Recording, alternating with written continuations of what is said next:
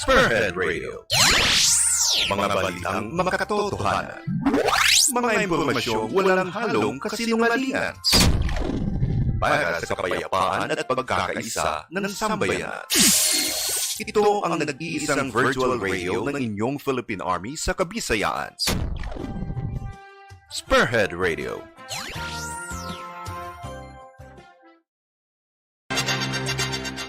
Mga nagbabagang balita sa Western at Central Visayas at buong Pilipinas. Ang programang naghahatid ng makatotohanang impormasyon. Ito ang Spearhead Balita sa Hapon.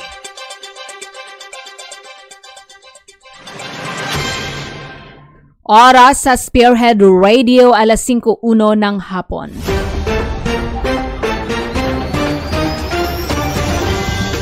Magandang hapon Luzon, Visayas at Mindanao. Ito ang Spearhead Balita sa Hapon, ang news program ng Spearhead Radio, 3rd Infantry Spearhead Division, Philippine Army. Araw ng Martes, September 14, 2021. Mapapanood din tayo live sa Iloilonewsline Facebook page. Ako ang inyong tagapagbalita, Rona Sain. At ngayon sa ulo ng ating mga balita. 303rd Brigade Commander pinaalalahanan ng mga kandidato sa eleksyon tungkol sa extortion activities ng NPA. 61st IB nagpadala ng mga sundalo sa 4 na mga barangay sa Miag-Ao, Iloilo para sa Community Support Program. 700 na mga pamilya sa Bantayan Island nakatanggap ng tulong mula sa Visayas Command AFP at stakeholder. At 908 na bagong kaso ng COVID-19 na itala sa Western Visayas kahapon. Bago ang detalye ng ating mga balita, una tayo sa ating weather update. Ang Intertropical Convergence Zone o ITZZ ay umaapekto sa Palawan, Visayas at Mindanao. Ang Central at Western Visayas at Palawan kasama na ang Kalayaan Islands ay may maulap na kalangitan na may kalat-kalat na pag-ulan at pagkulog dala ng ITZZ.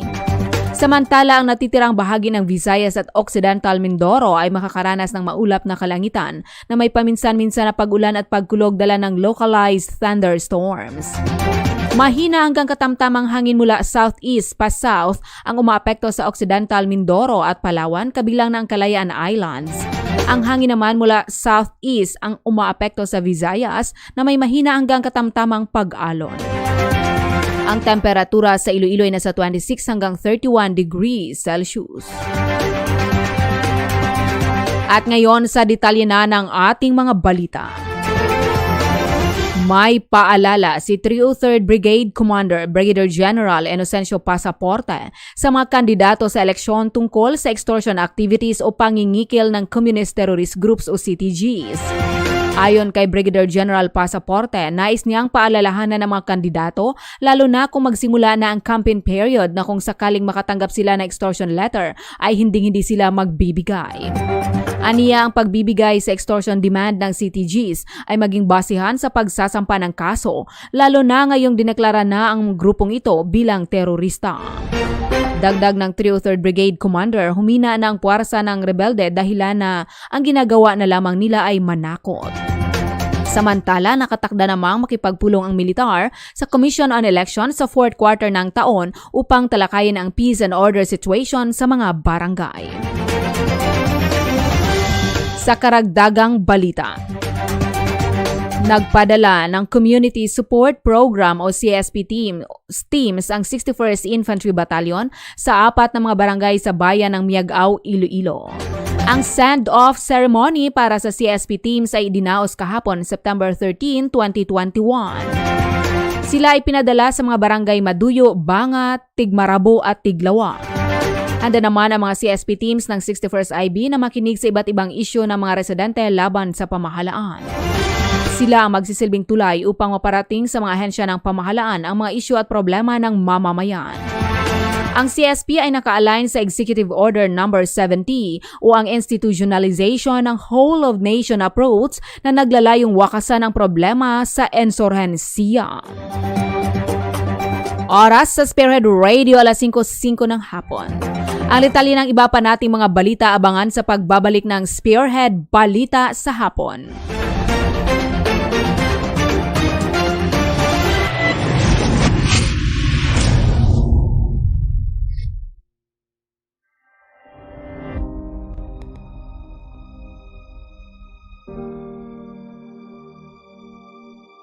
The 3rd Infantry Spearhead Division Philippine Army traces its humble beginning from the defunct 3rd Military Area based at Camp Guadalupe, Cebu City. The 3rd Military Area then covers the 4 military districts in the Visayas. In 1970, it was reorganized as 3rd Infantry Brigade Separate with responsibility of over 16 provinces in the region. As the armed forces of the Philippines grew in May 1974, the 3rd Infantry Brigade Separate was upgraded to division-level command under then Brigadier General Fortunato Abad. The year 1986 brought major changes to the internal and organizational setup of the division. Among these changes is the transfer of the division headquarters from Cebu City to Panay Island. Initially, the 3rd Infantry Spear Division contingent temporarily occupied the military cantonment area at Camp Hernandez in Dingle, Iloilo. The 3rd Infantry Brigade Separate Philippine Army, then under the command of Brigadier General Fortunato U. Abad, Armed Forces of the Philippines, was redesignated as 3rd Infantry Tagapanguna Division, Philippine Army on 01 May 1974, pursuant to General Orders No. 623, General Headquarters, Armed Forces of the Philippines. The present cantonment area of the 3ID was granted through Presidential Proclamation No. 67 by President Diosdado Macapagal. It was then called Camp Haina Norte, named after the host barangay. In the same year, the Sangguniang Bayan of Amindan Capiz, through Resolution No. 19, Series of 1986, officially proclaimed the dedication of the camp in the name of Brigadier General Macario B. Peralta Jr. General Peralta was a guerrilla hero during the last World War who, as a Philippine military major, organized the 6th Military District based in Panay and successfully led the guerrilla movement in the Visayas against the Japanese invaders. Insurgency-free provinces. In consonant to the AFP's DSSP Kapayapaan Campaign Plan Pag-Uswag, which was anchored on the idea of moving forward, was implemented to better address the ever-changing dynamics of threat and security. The 3rd Infantry Spear Division Philippine Army, under the sturdy leadership of Major General Eric C. Binoya, Philippine Army, its 32nd commander, never stops its pursuit of peace and success despite the uncertainties and distractions brought by the COVID-19 pandemic. Spearhead troopers continue its promptly response to fight COVID-19 pandemic through intensified information education and communication campaigns to raise awareness to every individual on the preventive measures to help contain the virus. Moreover, the command also provides manpower and security to help the different government agencies and private institutions in their COVID-19 related activities.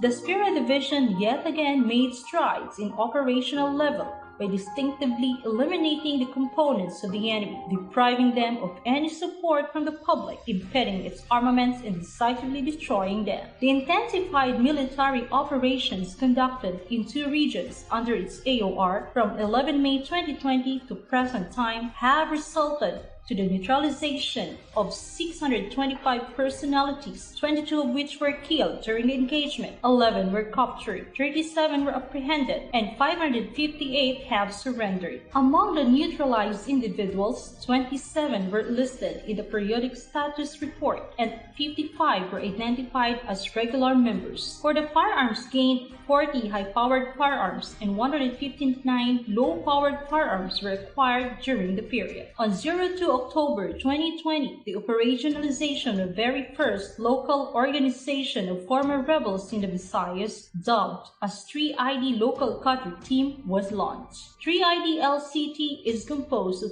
15 former rebels from 3 infantry brigades and 3 CMO battalion who successfully completed the speaker's team training. Together with them are the personnel of 3 CMO battalion who served as their handlers. Its concept of operation was adapted from the AFP's National Cadre Team and Area Cadre Team that significantly helped the NTF-ELCA. It also designs to assist tactical units in addressing both the CTG's red and white area operations, especially the community support program teams who are deployed in the focused areas of the division in the organization's effort on preventing and countering violent extremism. The 301st Infantry Brigade, under the leadership of Brigadier General Marion R. Season, Philippine Army, initiated and facilitated another remarkable event in 2020 that created enormous impact on the campaign against the CDGs. The conduct of Panay Peace Summit 2020 was successfully delivered on 10 to 11 December 2020 at Pasig City, Iloilo, and Tapasca Peace, respectively, to showcase the support of the Regional Task Force in ending local communist armed conflict, the local chief executives as advocates of genuine peace for Panay Island, and to present the 100 former rebels and members of the Sambayanan Panay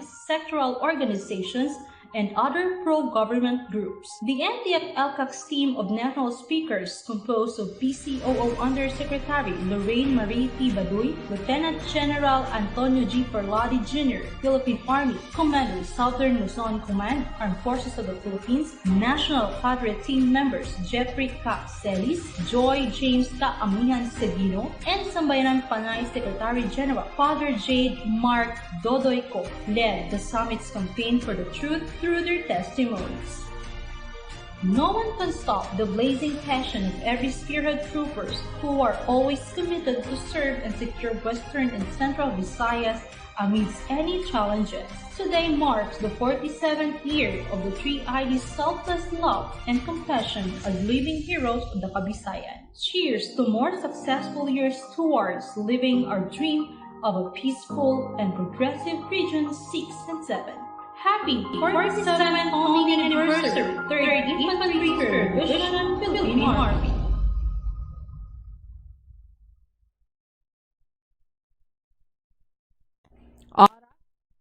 Radio alas 5:13 ng hapon.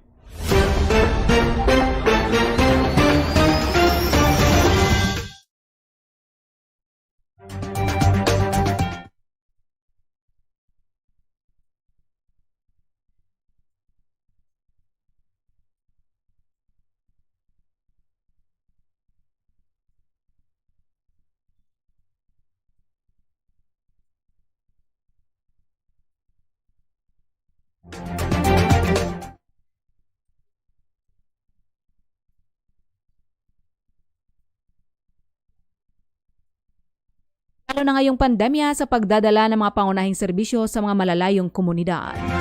Samantala sa panig naman ng 5 Loaves and 2 Fish Incorporated, isang accredited non-government organization ng Archdiocese of Cebu. Ang aktibidad ay bahagi ng kanilang paggunita ng quincentennial years ng pagdating ng Christian faith sa Cebu. Isang misang idinaos bago ang pamimigay ng mga tulong. Laman ng ipinamigay na bags of hope ay 5 kilong bigas, dilata, cooking oil, noodles, kape at snacks at kasama ang miniature version ng commemorative quincentennial cross. Ang mga bags of hope ay tinanggap ng parish priest at parish pastoral council officers ng 7 parokya sa Bantayan Island sa pamamagitan ng isang seremonya. Ito ay upang matiyak ang pag-obserba ng COVID-19 safety protocols. At ngayon sa ating COVID-19 update sa Western Visayas. Umabot na sa 908 na bagong kaso ng COVID-19 ang naitala sa Western Visayas kahapon, September 13, 2021. Batay sa datos ng Department of Health Western Visayas, 390 sa bagong kaso ay mula sa lalawigan ng Iloilo, 194 sa Negros Occidental at 161 sa Bacolod City. Nadagdagan din ng 133 ang kaso ng COVID-19 sa Iloilo City. 18 sa Aklan at 4 sa Antique, Capiz at Guimaras. Samantala, naitala naman ang 571 na karagdagang recoveries sa rehiyon at 14 ang dumagdag sa mga namatay kahapon. Sa ngayon, umabot na sa 115,333 ang kabuoang kaso ng COVID-19 sa rehiyon, kung saan 14,906 ang aktibong kaso, 97,705 ang recoveries at 2,697 ang mga namatay. Oras sa Spearhead Radio, alas 5:15 ng hapon. Ating balikan ang ulo ng ating mga balita. 303rd Brigade Commander pinaalalahanan ng mga kandidato sa eleksyon tungkol sa extortion activities ng NPA. 61st IB nagpadala ng mga sundalo sa 4 na mga barangay sa Miagao, Iloilo para sa Community Support Program. 700 na mga pamilya sa Bantayan Island nakatanggap ng tulong mula sa Visayas Command AFP at stakeholder. At 908 na bagong kaso ng COVID-19 na itala sa Western Visayas kahapon. On AFP at bago tayo tuluyang magpaalam sa ating mga followers and viewers na nakatutok live sa Spearhead Radio, maraming salamat sa pagtutok live sa Spearhead Balita sa hapon. Paki-like and share ng ating live today para maibahagi ninyo ang mga makatotohanang balita mula sa 3ID, ang inyong army sa Western and Central Visayas. Nais din nating pasalamatan ang lahat na Spearhead Troopers sa pangunguna ng ating Acting Division Commander, Brigadier General Noel Baluyan. At sa ating mga line units na sumusuporta sa Spearhead Radio, maraming salamat. Shout out muna tayo. Shout out sa mga nanonood ngayon live. Kay Ryle Asupardo sa Maripo, Bungsuan, Dumaraw, Capiz, maraming salamat, at sa Asupardo family. Watching from Iloilo City, Rufino Jr. Talimay, maraming salamat.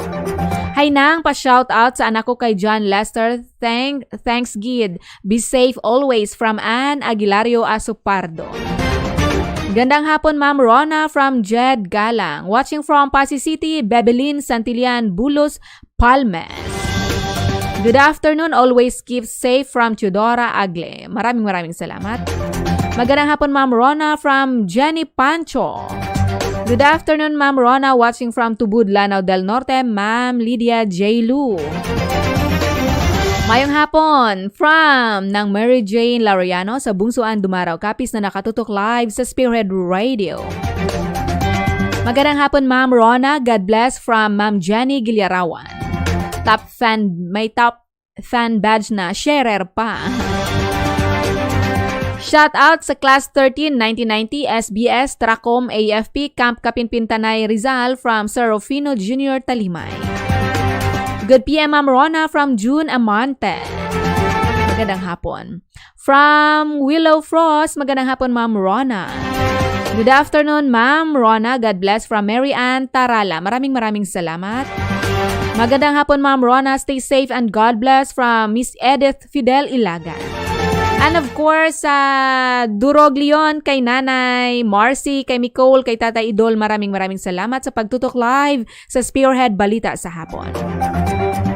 Good job mga sir from Fisis Glass. And of course, sa aking mga kids na nagmumudjol ngayon dyan sa Bungsuan, kay Jiro, kay CJ. Kahit isang module lang sa isang araw, okay na yan. Huwag pilitin. Kay Miss Celtins Dago, a big heart from Miss Celtins Dago. Maraming salamat. Magandang hapon sa lahat from Nino Striker. Mayong hapon, Ma'am Rona. Keep safe always from Dave. Maraming salamat.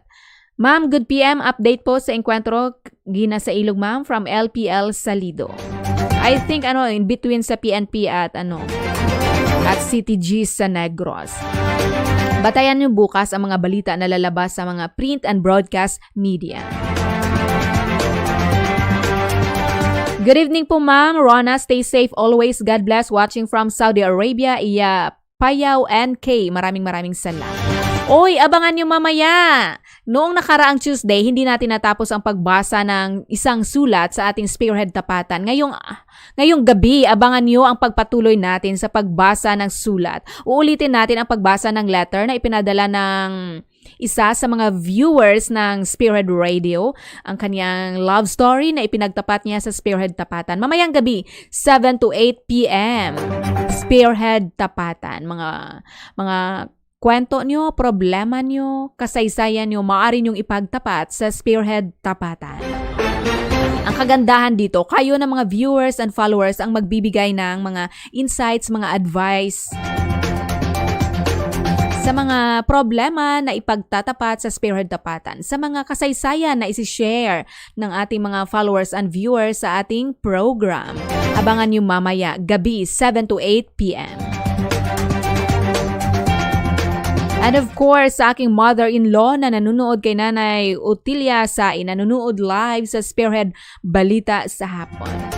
Sa Secret Troopers, kay Ma'am Noor, kay Ma'am Daidis, kay Ma'am Hercilario, kay Miss Grace and Miss Karen Rabi, maraming salamat sa support sa Spearhead Radio. Mamaya, Spearhead Tapatan, kasama niyo si Tita Rona at Kuya Von, ang inyong mga katapat. Oras sa Spearhead Radio, alas 5:21 ng hapon. Yan ang kabuuan ng ating pagbabalita sa araw na ito. Para sa iba pang mga impormasyon at balita, abangan sa iba pang mga public affairs program ng Spearhead Radio. Muli ako yung tagapagbalita, Rona Sain. Magandang hapon.